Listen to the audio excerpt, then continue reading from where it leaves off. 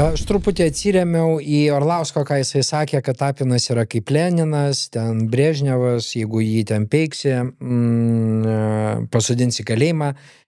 Bet iš kitos pusės, man šiaip toksai įdomus klausimas, nes turiu daug praktikos darbo šou versle ir jeigu mes kalbam apie žvaigždžių lygą.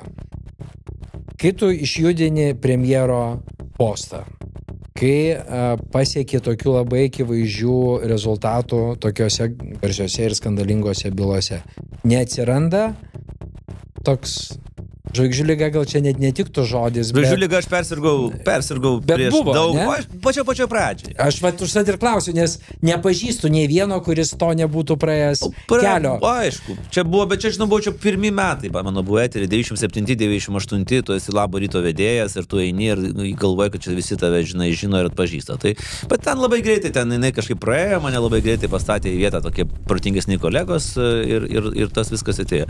Čia yra kitas momentas, kai tu turbūt, gal kažkokia galios pozicija atsiranda? Gal tokio. Ir tada iš tikrųjų aš sulaukiu nemažai tokios kritikos ir jinai yra pagrįsta. Kas jam tą galę suteikia? Tai, bet yra, pavyzdžiui, arba šita diskusija, kur Andriukaitis čia buvo užvedęs, kai socialdemokratai nusprendė, kad Tapinas kaltas dėl jų visų problemų. Mačiau čia radijoje. Kas tu toks? Kas tu toks esi? Ar žurnalistas, ar visuomenininkas, ar verslininkas? Kas tu toks esi? Ir aš visą laiką grįžtu prie filmo Snatch citatos, kur Vinnie Joneso klausė, sako, kaip man į tave kreiptis? Sako, tu į mane gali kreiptis ir Julie, jeigu tau tik nuo to bus geriau, žinai. Tai čia kažkas panašaus yra. Bet vėlgi, aš sakau, aš savęs žurnalistų nelaikau jau kurį laiką.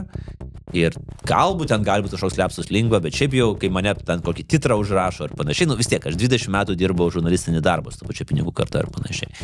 Tai aš turbūt linkęs sakyti tai, kad tu esi visuomenininkas ir taip, tai tau atveria labai plačius vartus komunikuoti. Ir kartais yra žmonės, lengviau tai daryti negu žurnalistai. Be abejo. Ir jie sako, gerai, tarkim, mes matom, kad Andrius Tapinas gal ir siekia čia gerų tikslų, bet kas gali garantuoti, jeigu neatsiras koks nors tamsusis Tapino koks alter ego, kuris norės blogų tikslų ir naudotis tokiais metodais. Auditorija visais kitais panašiai. Bet vėlgi, tai yra auditorija, aš 15 metų darbą sukaupti tokią auditoriją. Gerai, bet man labiau įdomu, kaip tu kontroliuoji savimėlę šitoje vietoje. Čia, žinok, turbūt aš reiktų klausti. Labai slidus reikalas. Čia reikėtų mano aplinkos klausti. Ir ko gero jie, žinai, kaip ten sako, anoniminiai šaltiniai Laisvės TV aplinkoje, tai jie gal geriausiai pasakytų. Mano žmona gal geriausiai pasakytų. Ja. Aš pats dabar nelabai galiu tau ką pasakyti. Bet nebūna, taip, kad ir tu galvoji, blemba, gal aš jau čia, reikia jau taip sustot, nusileisti ant žemės, suvalgyti kiaušinienę ir važiuojam toliau. Aš tą kiaušinienę valgau ir taip, žinai, bet...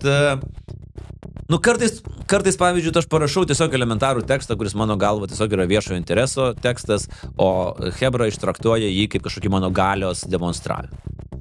Tai, žinai, 20 nuomonių skirtingų gali būti. Pavyzdžiui, paprastas pavyzdys, ar ne?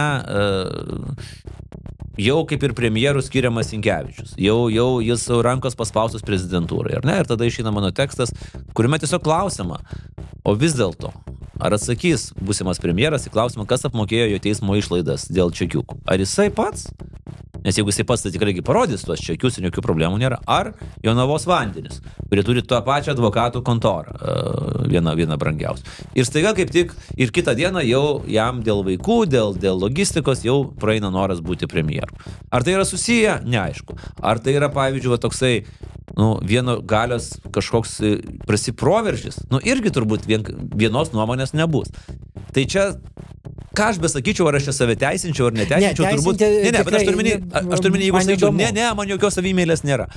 Kažkoks, aišku, irgi būtų neteisybė. Socialiniai tinklai yra visų mūsų savimėlės ir ego patenkinimo įrankis. Tam tikra prasme. Kitas dalykas, aš gaunu iš to naudos. Nugi neslėpkim. Ta prasme, kuo aš daugiau rašau, kuo aš susirinku didesnę auditoriją, tuo aš galiu ją monetizuoti, pavyzdžiui, per savo Substeko prenumeratorius, ar per dar kažką, per Laisvės TV. Šitą jau tikrai iškirps. Pažadu. Tai va. Laukime tęsinio kitose, kitokio formato projektuose.